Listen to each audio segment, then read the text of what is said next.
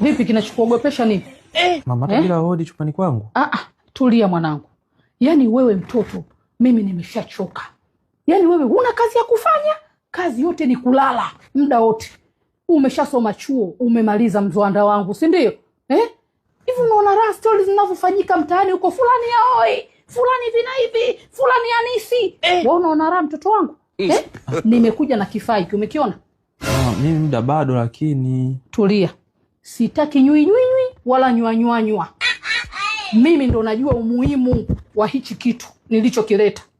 Nataka wajukuu. Hivi nitazeeka bila wajukuu mwanangu? Hivi mwangalie mtoto kwanza kifaa kilivyotulia hiki. Umekiona? Okay. Hebu mtazame vizuri. Umemwona? Kwani tumwache mtoto kama huyu akachezewe kwingine wakati wewe upo mtoto wangu? Ulichosoma umesoma bure kabisa. Panda kitandani mkwe wangu. Jisikie upo nyumbani, Panda taratibu mama. Unakuja wapi kwa?